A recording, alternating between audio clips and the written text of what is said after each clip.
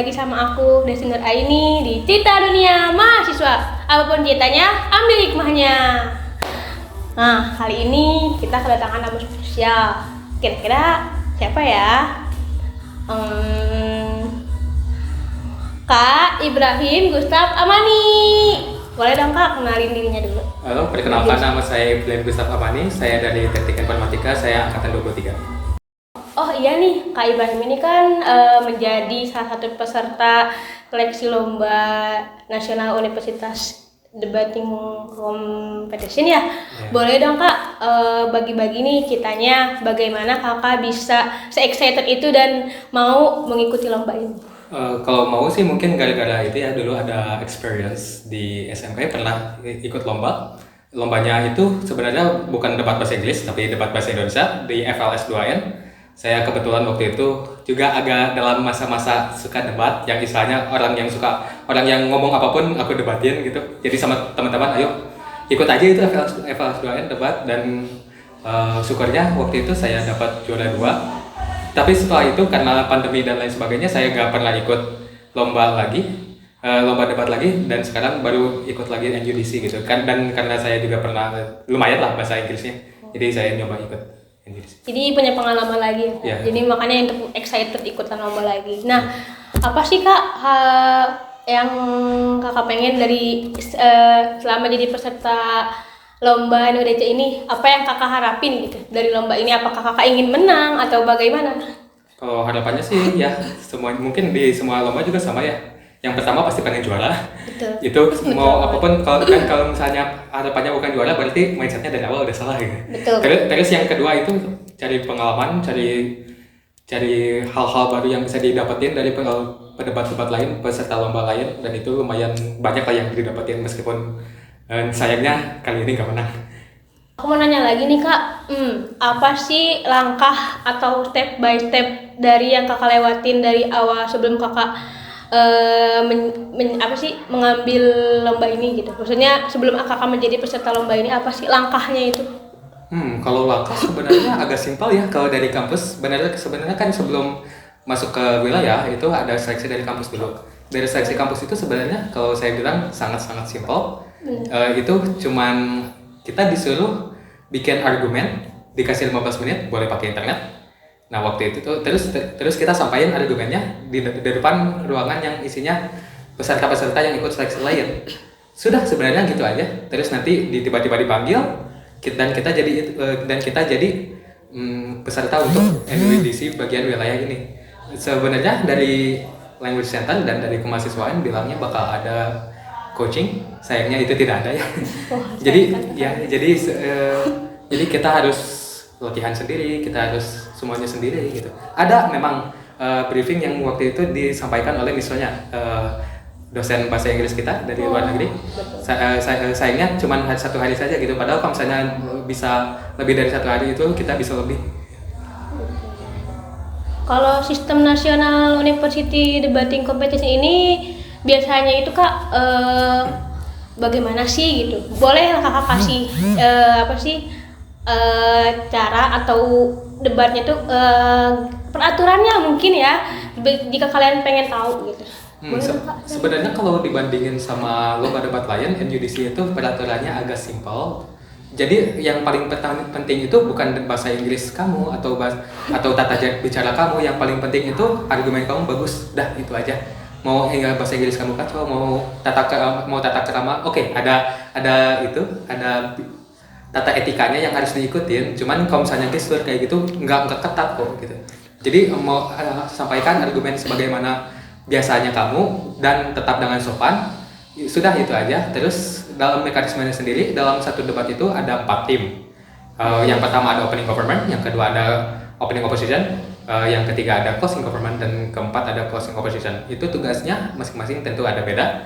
Yang opening government itu tugasnya membuat kasus dari suatu mosi, mengapa mereka mau mendukung, mau menolak, dan itu tergantung bagaimana mosinya. Lalu tentunya oposisi harus melawan itu, dan lalu mereka juga harus membuat kasus mereka sendiri, kenapa misalnya yang government dukung itu jelek dan bla bla bla bla. Yang agak sulit itu sebenarnya menjadi closing government dan closing opposition. Kenapa? Yang pertama yang jelas argumen yang mungkin kamu bakal sampaikan itu mungkin sudah disampaikan oleh opening government, dan kalau misalnya kamu ulang itu kamu nggak bakal dapat poin, soalnya itu bukan argumen kamu kan. Mereka menganggapnya meskipun kamu dari awal udah ini argumen aku kok gitu, dari awal udah nulis itu, tapi di mata mereka enggak. Jadi yang sulit jadi closing government dan closing opposition itu kamu harus mencari sesuatu yang baru, harus thinking out of the box. Kamu bisa juga reframe debat itu jadi sesuatu yang lain. Nah, terus yang paling sulit menurut aku jadi whip. Whip itu ada government whip, ada opposition whip. Kenapa sulit? Karena kamu nggak boleh punya argumen satu pun. Karena tugas kamu itu cuman nyimpulin, dan nyimpulin itu agak sulit. Kenapa? Karena balik lagi kamu nggak boleh mengambil poin dari yang lain, tapi kamu harus nyimpulin gitu. Gimana caranya? Itu kan agak bingung ya.